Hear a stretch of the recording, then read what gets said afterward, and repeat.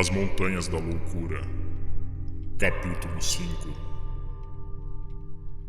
Acredito que tenhamos ambos gritado simultaneamente, com uma mistura de pasmo, assombro, terror e incredulidade, ao finalmente transpormos o passo e ver o que jazia além. Não críamos em nossos próprios sentidos. Era forçoso, naturalmente, que abrigássemos alguma teoria natural nos recessos de nossas mentes. Uma teoria que viesse a proteger nossas faculdades no momento. É provável que tenhamos pensado em coisas como as pedras grotescamente erodidas do Jardim dos Deuses, no Colorado, ou nas rochas do deserto do Arizona, simétricas e fantasticamente esculpidas pela erosão eólia. Talvez tenhamos até relembrado uma miragem como a que tínhamos visto na manhã anterior, quando, pela primeira vez, nos aproximamos daquelas montanhas da loucura.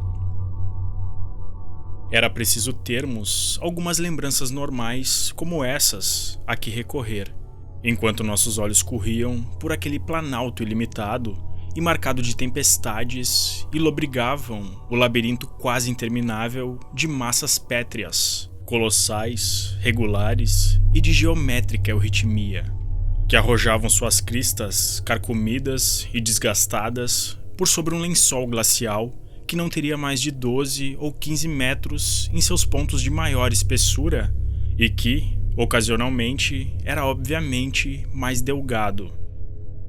O efeito da visão monstruosa era indescritível, pois parecia fora de dúvida que em sua origem atuara alguma diabólica violação da lei natural. Ali, em um altiplano infernalmente antigo, a nada menos de 6.000 metros de altitude, e em um meio climático vedado à vida, desde uma era pré-humana a não menos de 500.000 anos, estendia-se, quase até o limite da visão, um entrelaçamento ordeiro de pedras que só o desespero da legítima defesa mental poderia deixar de imputar a uma causa consciente e artificial. Havíamos descartado, anteriormente, para todos os efeitos de cogitação séria, qualquer teoria de que os cubos e muralhas das encostas não tivessem origem natural. Como seria de outra forma se o próprio homem mal poderia ser diferenciado dos grandes macacos da época em que aquela região sucumbira ao presente reino ininterrupto de morte glacial? No entanto, agora, a razão parecia irrefutavelmente abalada, pois aquele emaranhado ciclópico de blocos aplainados, recurvados e dispostos em ângulos possuía características que invalidavam todo e qualquer refúgio seguro. Era, com inescapável clareza, a cidade blasfema da miragem em uma realidade crua, objetiva e inelutável. Aquele prodígio maldito tivera, afinal, um fundamento material. Uma camada horizontal de poeira de gelo pairara, suspensa na atmosfera superior, e aquela chocante sobrevivência de pedra havia projetado sua imagem para o outro lado das montanhas, obedecendo às leis simples da reflexão. O fantasma, naturalmente, chegara a nós, distorcido e exagerado, exibindo ademais coisas que a fonte real não continha. Agora, porém, vendo-lhe a fonte real, nós a julgávamos ainda mais tétrica e ameaçadora que sua imagem distante. Somente a magnitude incrível e inumana daquelas vastas torres e muralhas de pedra havia salvo tal coisa absurda da completa aniquilação durante as centenas de milhares, talvez milhões, de anos em que ela havia estado ali, exposta aos vendavais de um planalto nu. Corona Mundi, teto do mundo. Toda espécie de frases fantásticas nos assomavam aos lábios enquanto lançávamos a vista, estupefatos, para o espetáculo implausível. Pensei outra vez nos horrendos mitos primais que com tamanha persistência haviam rondado minha mente desde o primeiro instante em que eu vira aquele extinto mundo antártico. E também no demoníaco planalto de Leng, no Mi-Go, o abominável homem das neves do Himalaia, nos manuscritos pinacóticos de pré-humanas implicações, no culto de Cthulhu, no Necronomicon, nas lendas hiperbóreas do informe Tzatogua e nos seres cósmicos, pior que informes, associados a essa semi-entidade. Por quilômetros e quilômetros, sem fim, em todas as direções, a coisa se estendia com pouquíssimo esmorecimento. De fato, seguindo-a com os olhos pela base dos baixos e graduais contrafortes que a separavam da borda da cordilheira propriamente dita, chegamos à conclusão de que não éramos capazes de perceber nenhum esmorecimento, exceção feita pela interrupção, à esquerda, do passo pelo qual tínhamos chegado. Tínhamos tão somente alcançado, ao acaso, uma parte limitada de algo que possuía extensão incalculável. Os contrafortes eram pontilhados, mais esparsamente, com grotescas estruturas de pedra que ligavam a cidade de terror aos cubos e muralhas já familiares, e que, evidentemente, constituíam seus postos avançados nas montanhas. Esses últimos, assim como as estranhas bocas de cavernas, eram tão numerosos do lado interior da cordilheira quanto do exterior. O absurdo labirinto de pedra consistia, em sua maior parte, em muralhas que variavam de 3 a 45 metros de altura e com espessura entre 2 a 5 metros. Compunha-se, sobretudo, de blocos descomunais de ardósia, xisto e arenito primordiais. Blocos que, em muitos casos, chegavam a ter 1,5 metro por 2 metros por 4 metros. Ainda que, em vários lugares, parecesse talhado em uma camada sólida e desigual de ardósia pré-cambriana. Os edifícios não tinham de modo algum as mesmas dimensões, existindo inumeráveis arranjos que pareciam favos de mel de enorme extensão, assim como estruturas separadas menores. A forma geral dessas coisas tendia ao cônico, ao piramidal, ao escalonado. Contudo, não eram raros os cilindros perfeitos, cubos exatos, aglomerados de cubos e outras formas retangulares, bem como um punhado de edifícios angulosos cuja planta, em 5 pontas, lembrava vagamente fortificações modernas. Os construtores haviam usado, com constância e correção, o princípio do arco, e provavelmente teriam existido cúpulas durante o apogeu da cidade. Todo aquele emaranhado achava-se monstruosamente erodido e a superfície glacial, da qual as torres se projetavam, estava recoberta de blocos caídos e de escombros imemoriais. Onde a glaciação era transparente, podíamos ver as partes inferiores das pilhas gigantescas e notávamos as pontes de pedra preservadas pelo gelo que ligavam as diversas torres a várias distâncias sobre o chão. Nas partes expostas, podíamos detectar marcas de outras pontes, mais altas, do mesmo tipo, agora desabadas. Uma inspeção mais próxima revelou janelas incontáveis, bem amplas. Algumas estavam fechadas com folhas de um material petrificado que originalmente fora madeira, embora na maioria estivessem escancaradas de maneira sinistra e ameaçadora. Muitas das ruínas, naturalmente, haviam perdido os tetos e tinham as partes superiores irregulares, posto que arredondadas pelo vento. Outras, porém, de feitio mais acentuadamente cônico ou piramidal, ou protegidas por estruturas adjacentes mais altas, exibiam contornos intactos a despeito do desgaste e da erosão onipresente. Usando o binóculo, quase podíamos distinguir o que parecia ser decorações escultóricas em faixas horizontais, incluindo aqueles curiosos agrupamentos de pontos cuja presença nas esteatitas antigas, agora, assumiam um significado muitíssimo mais vasto. Em muitos sítios, os edifícios eram uma ruína completa e o lençol de gelo achava-se profundamente rasgado por várias causas geológicas. Em outros lugares, a alvenaria encontrava-se desgastada até o nível da glaciação. Via-se um corte largo que se estendia ao interior do planalto até uma fissura nos contrafortes, a aproximadamente 2 quilômetros do passo que havíamos transposto. inteiramente destituído de construções.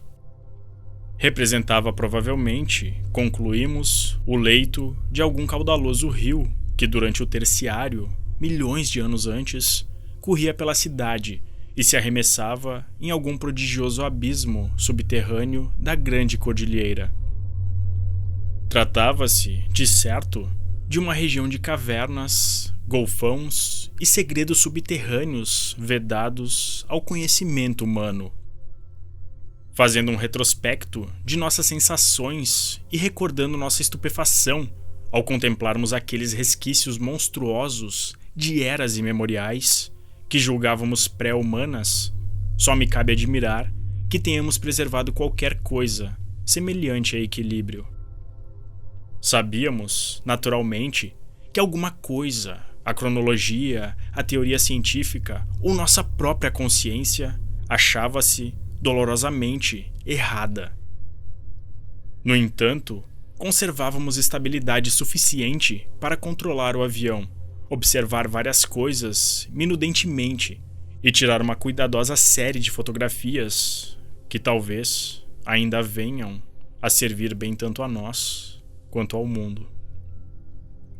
Em meu caso, entranhados hábitos científicos podem ter ajudado, pois acima de tudo, o espanto e a sensação de ameaça que ali senti deram aso a uma intensa curiosidade, no sentido de descobrir mais a respeito daquele segredo do passado, saber que espécie de seres havia construído e habitado aquele lugar inestimavelmente gigantesco, determinar qual relação poderia ter tido tal singular concentração de vida com o mundo geral de seu tempo ou de outros tempos. Isso porque aquele lugar não podia ser uma cidade comum. Devia ter constituído o núcleo e o centro primordiais de algum capítulo arcaico e inacreditável da história do mundo, cujas ramificações externas, só baçamente relembrado nos mais obscuros e distorcidos mitos, haviam se desvanecido inteiramente em meio ao caos de convulsões terráqueas, muito antes que qualquer raça humana que conhecemos houvesse ascendido um grau acima dos símios. O que se esparramava ali era uma megalópole paleoarcaica, que, a comparação com tais sítios legendários como a Atlântida e a Lemúria, Comorrion e o Zuldaron ou Alatoé, na terra de Lomar, torna-os coisas recentes, de hoje, nem mesmo de ontem. Uma megalópole parelha com blasfêmias pré-humanas, das quais só se fala em sussurros, como Valúzia, Rilé, Ib da terra de Mnar e a cidade nominada da Arábia deserta. Enquanto voávamos sobre aquele labirinto de torres titânicas, minha imaginação, por vezes, tomava os freios nos dentes e pervagava, sem rumo, por reinos de fantásticas associações, chegando mesmo a tecer vínculos entre aqueles mundos perdidos e alguns de meus próprios sonhos mais delirantes, concernentes ao horror encontrado no acampamento. No interesse de decolarmos com menos peso, o tanque de combustível do avião tinha sido enchido só parcialmente. Daí, termos de levar a cabo nossa exploração com cautela. Ainda assim, no entanto, cobrimos uma extensão de terreno, ou antes, de ar, verdadeiramente desprezível. Parecia não haver limites para a cordilheira ou para a extensão da hedionda cidade pétrea que perlongava seus contrafortes. 80 quilômetros em ambas as direções não revelaram qualquer modificação de monta no labirinto de rochas e alvenaria que se agarrava como um cadáver nos gelos eternos. Havia, não obstante, certas diversificações altamente interessantes. Assim eram, por exemplo, os entalhes no desfiladeiro pelo qual aquele rio caudaloso havia outrora cascateado pelos contrafortes e se escoado por seu sumidouro na grande cordilheira. Os promontórios nas entradas da corrente tinham sido audaciosamente esculpidos, formando colunas ciclópicas, e havia alguma coisa nos desenhos rugosos e em forma de barril que incitavam em Danforth e em mim vagas, odiosas e confusas associações. Demos também com diversos espaços abertos em forma de estrela, evidentemente praças públicas, e notamos várias ondulações no terreno. Onde se elevava um monte íngreme, este geralmente se apresentava oco, formando alguma espécie de edificação escarrapachada. Havia, porém, pelo menos 2 exceções. Dentre elas, uma estava demasiado carcomida para se saber o que existira na crista saliente, ao passo que a outra ainda exibia um fantástico monumento cônico, esculpido na rocha viva e que semelhava grosseiramente coisas como o conhecido túmulo da cobra no antigo Vale de Pedra. Saindo das montanhas em direção ao interior do continente, pudemos constatar que a cidade não era de largura infinita, muito embora sua extensão ao longo dos contrafortes parecesse infindável. Depois de aproximadamente 50 quilômetros, os grotescos edifícios de pedra começavam a rarear e com mais 15 quilômetros chegamos a um ermo ininterrupto, praticamente sem sinais de artifícios conscientes. Além da cidade, o curso do rio parecia marcado por uma linha larga e deprimida, ao passo que o terreno adquiria um caráter acidentado um tanto mais acentuado, dando mostras de tornar-se um pouco mais elevado à medida que se estendia rumo ao oeste brumoso.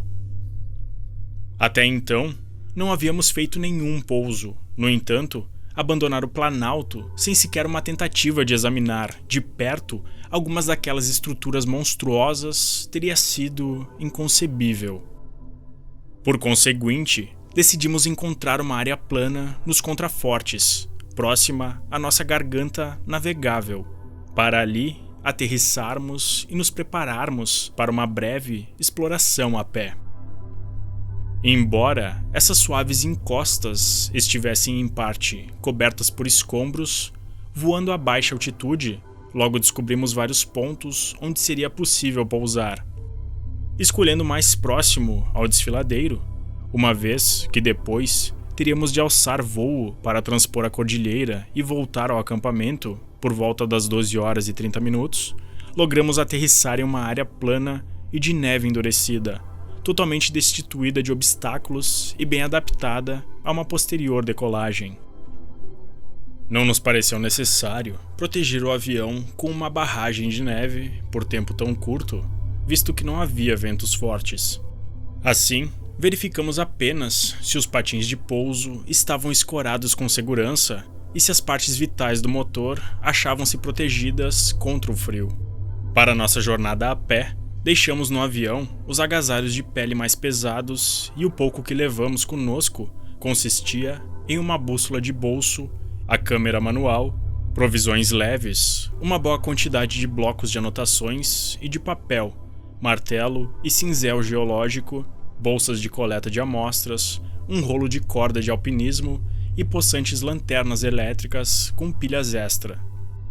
Tal equipamento fora trazido no avião na expectativa de que pudéssemos efetuar um pouso, tirar fotografias no chão, fazer desenhos e esboços topográficos, assim como coletar amostras de rocha em alguma encosta nua, afloramento ou caverna na montanha.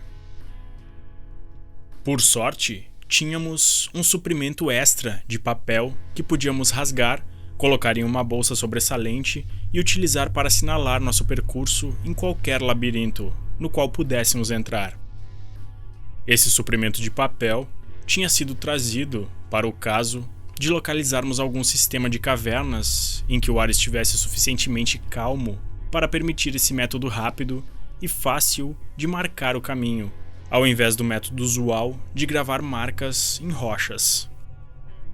Descendo cuidadosamente a encosta pela neve encrustada, em direção ao estupendo labirinto de pedra que se agigantava contra o opalescente céu ocidental, éramos empolgados por uma sensação de prodígios iminentes, quase tão intensa quanto a que havíamos sentido ao nos aproximarmos do inexplorado passo nas montanhas 4 horas antes.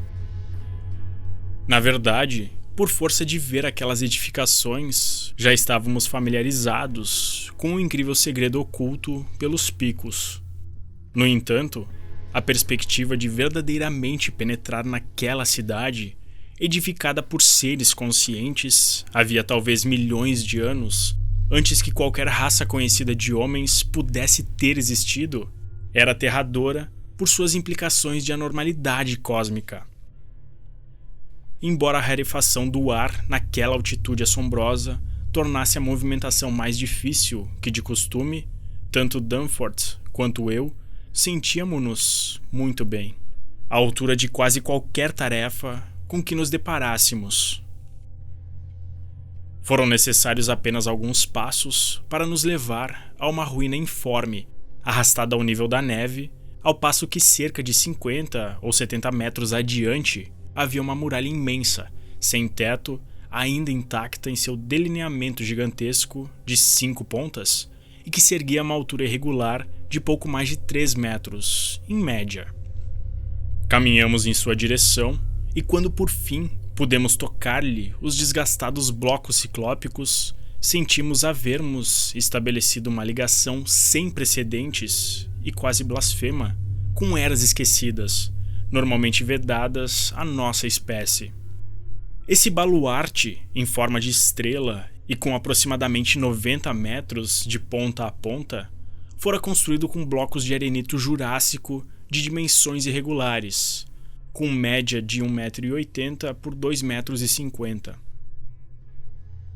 Havia uma fileira de seteiras ou janelas com cerca de 1,20 m de largura e 1,50 m de altura, espacejadas com grande simetria ao longo das pontas da estrela e em seus ângulos interiores, e com a parte inferior a cerca de 1,20 m da superfície do gelo.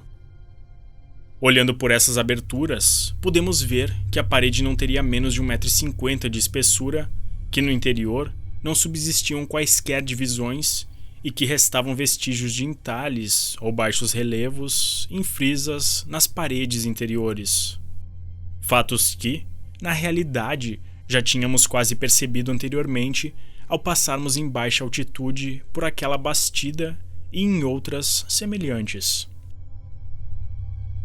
Ainda que originalmente devessem existir partes mais baixas, todos os traços dela estavam agora inteiramente escondidas pela profunda camada de gelo e de neve naquele local.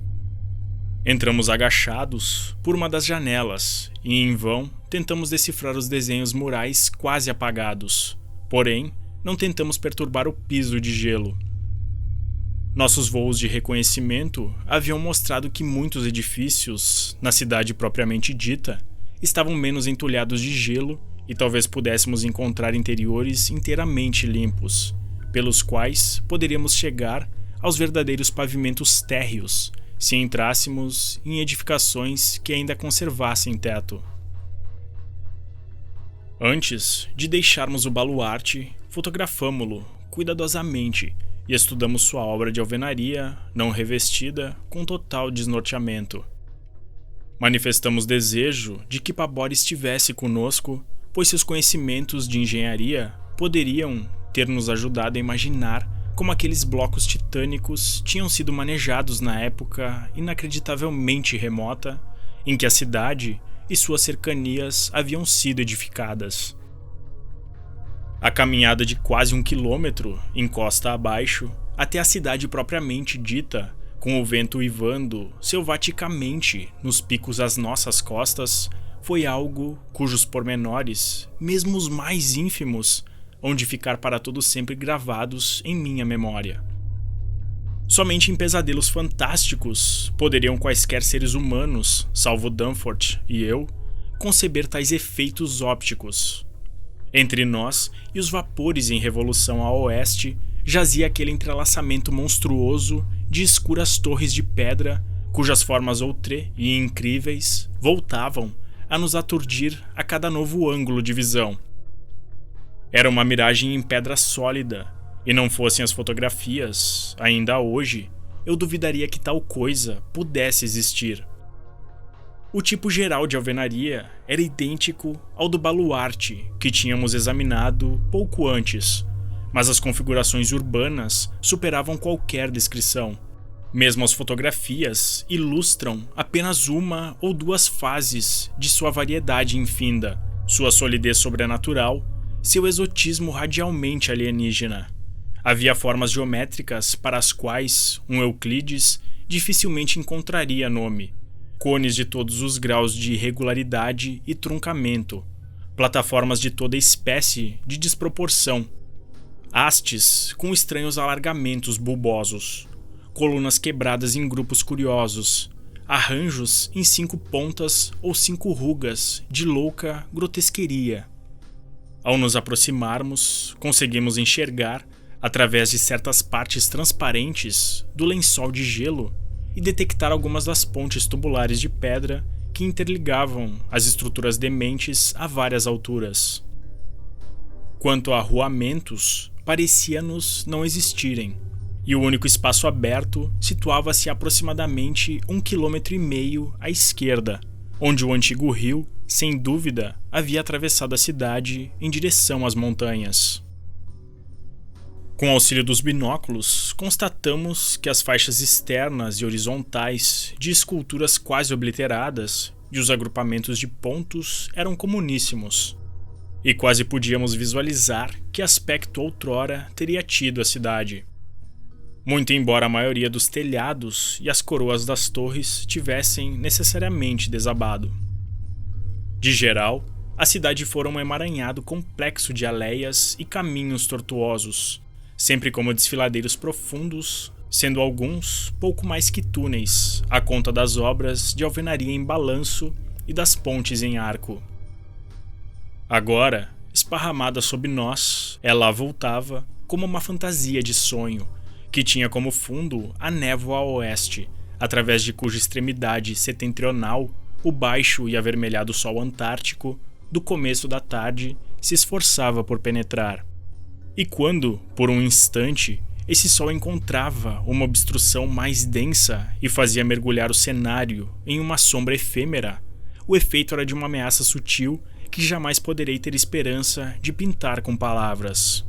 Até mesmo os uivos e sibilos suaves do vento, nas gargantas profundas da cordilheira às nossas costas, ganhavam um tom mais desvairado de deliberada malignidade. A última etapa de nossa descida até a cidade foi invulgarmente íngreme e abrupta. Um afloramento rochoso, no ponto em que o declive se alterava, levou-nos a pensar que, no passado, existira ali uma esplanada artificial. Sob o gelo, acreditávamos, deveria haver um lance de degraus ou coisa equivalente. Quando finalmente mergulhamos na cidade propriamente dita, tropeçando em escombros e nos sobressaltando por causa da proximidade opressiva e da altura cachapante, dos onipresentes destroços e das paredes esburacadas, nossas sensações, mais uma vez, chegaram a tal intensidade que assombrava meu grau de autocontrole que conservamos. Danforth estava francamente com os nervos à flor da pele, e pôs-se a tecer algumas especulações ofensivamente relevantes a respeito do horror que havíamos encontrado no acampamento. Especulações contra as quais eu mais me ressentia, por não poder deixar de compartilhar certas conclusões que nos eram impostas por muitos aspectos daquela sobrevivência mórbida da antiguidade de pesadelo. Tais especulações atuaram também sobre a imaginação de Danforth. Digo isso porque em certo ponto, onde uma aléia cheia de escombros infletia em uma esquina, ele insistiu que via no chão leves vestígios de marcas de que não gostava. Por outro lado, em outros locais, ele se detinha para escutar um som sutil e imaginário proveniente de algum ponto indefinido. Um abafado sibilo musical, dizia ele, em nada diferente daquele que o vento arrancava às cavernas, mas, de alguma forma, perturbadoramente distinto. O incessante motivo de 5 pontas da arquitetura circundante e dos poucos arabescos murais discerníveis tinham um efeito vagamente sinistro, do qual não podíamos esquivar, e nos propiciava algo como que uma terrível certeza subconsciente com relação às entidades primais que haviam erguido aquele lugar sacrílego e nele habitado. Não obstante, nossas almas científicas e aventureiras não estavam inteiramente mortas, e mecanicamente levávamos avante nosso programa de obter amostras de todos os diferentes tipos de rocha representados na alvenaria. Desejávamos colher um conjunto bastante completo deles a fim de melhor inferir a idade do lugar. Nada nas grandes paredes externas parecia datar de depois dos períodos Jurássico e Comanchiano, nem qualquer pedaço de pedra de todo aquele local era mais recente que a Era Pliocênica. Tínhamos cabal certeza de estarmos a caminhar em meio a uma morte que já reinava havia pelo menos 500 mil anos e, com toda a probabilidade, ainda mais tempo. À medida que avançávamos por aquele dédalo de crepúsculo penumbroso, parávamos diante de todas as aberturas para estudar interiores e investigar as possibilidades de acesso. Algumas estavam além de nosso alcance, ao passo que outras levavam apenas a ruínas obstruídas pelo gelo, tão vazias quanto o baluarte da montanha. Uma delas, ainda que espaçosa e promissora, dava para um abismo aparentemente sem fundo, sem qualquer meio visível de descida. Vez por outra, tínhamos oportunidade de estudar a madeira petrificada de um póstigo ainda meio intacto, e impressionava-nos a fabulosa antiguidade implícita nas fibras ainda perceptíveis. Aquelas janelas haviam advindo de gimnospermas e coníferas mesozoicas, principalmente cicadáceas cretáceas, e de palmacéias e angiospermas antigos, de clara origem terciária. Nada categoricamente posterior ao Plioceno podia ser visto. Aqueles póstigos, cujas arestas revelavam a presença antiga de dobradiças estranhas e desde muito desaparecidas, haviam sido instalados das maneiras mais variadas. Alguns ficavam do lado externo, outros do lado interno dos largos vãos. Pareciam ter ficado presos em seus lugares, sobrevivendo assim à oxidação de suas dobras antigas, provavelmente metálicas.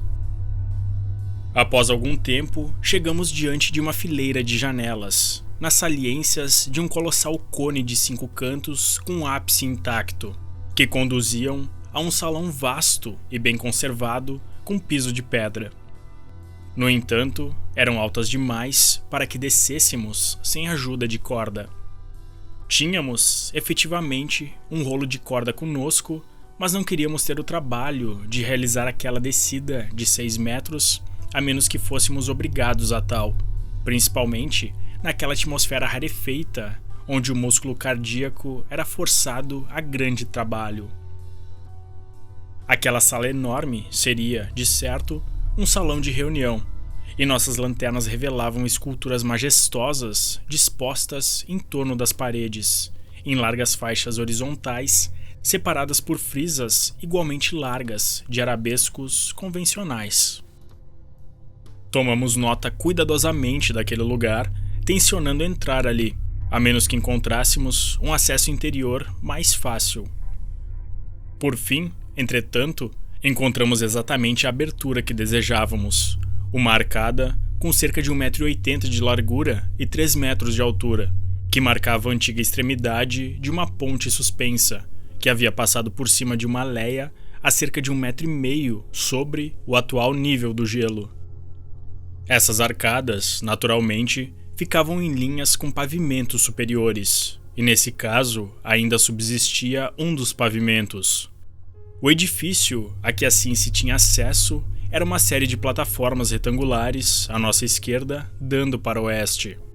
O que ficava do outro lado da aléia, e na qual se abria a outra arcada, era um cilindro decrépito, sem janelas e com uma curiosa protuberância a cerca de 3 metros acima da abertura. O interior estava escuro e a arcada parecia abrir-se para um báratro de vazio ilimitado. Uma pilha de escombros fazia com que o acesso ao vasto edifício da esquadra fosse ainda mais facilitado.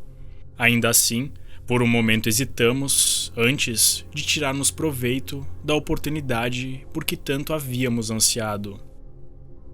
Muito embora nós houvéssemos aventurado a entrar naquele labirinto de arcaico mistério, era preciso renovada força de vontade para nos dispormos a realmente penetrar no interior de um edifício completo e supérstite de um fabuloso mundo antigo, cuja natureza, a cada instante, tornava-se-nos mais horrendamente clara. Por fim, entretanto, decidimo-nos e subimos pelo monte de escombros e chegamos ao vão escancarado. O chão adiante era feito de grandes lajes de ardósia e parecia formar o desaguadouro de um longo e alto corredor de paredes esculpidas. Observando as muitas arcadas que partiam daquele salão e percebendo a provável complexidade do ninho de aposentos que haveria ali, resolvemos dar início ao nosso sistema de marcação de caminho. Até ali nossa bússola, juntamente com olhares frequentes para a vasta cordilheira, entrevista em meio às torres, tinha sido suficiente para impedir que nos perdêssemos. De agora em diante, contudo, era preciso de um adjutório artificial. Por conseguinte, rasgamos nossos papéis extras em tiras de tamanho adequado, que colocamos em uma bolsa a ser transportada por Danforth e nos preparamos para usá-las com tanta economia quanto permitisse a segurança. Tal método, provavelmente, evitaria que nos perdêssemos, porquanto não parecia haver fortes correntes de ar no interior da edificação. No caso de soprarem ventos, ou se nosso suprimento de papel chegasse ao fim, podíamos, naturalmente, recorrer ao método mais seguro, ainda que mais trabalhoso e lento, de tirar lascas na alvenaria. Era impossível conjecturar, sem tentativa real, qual a extensão do território que havíamos aberto. As frequentes conexões entre os diferentes edifícios tornava provável que passássemos de um para outro por pontes sob o gelo, exceto se isso fosse impedido por desabamentos locais e desastres geológicos, uma vez que parecia haver, no interior das construções, pouquíssima formação glacial. Quase todas as áreas de gelo transparente haviam mostrado que as janelas soterradas estavam fortemente fechadas, como se a cidade tivesse permanecido naquele estado uniforme até ter-se criado o lençol glacial que viria cristalizar a parte inferior da urbe, para todo sempre. Com efeito, tinha-se a curiosa impressão de que o lugar fora voluntariamente fechado e evacuado, em alguma era vaga e antiga, ao invés de sacudido por qualquer calamidade súbita ou mesmo por uma gradual decadência. Porventura, o advento do gelo fora previsto e uma população desconhecida abandonara em massa o lugar para buscar um abrigo menos condenado. As precisas condições fisiográficas que cercavam a formação do lençol glacial naquele ponto teriam de esperar solução posterior. Não havia ocorrido, com toda certeza, uma hecatombe repentina.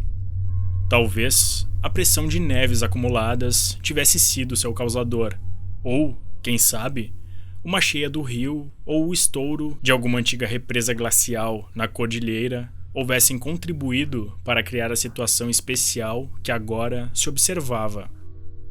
A imaginação era capaz de conceber quase tudo com aquele lugar.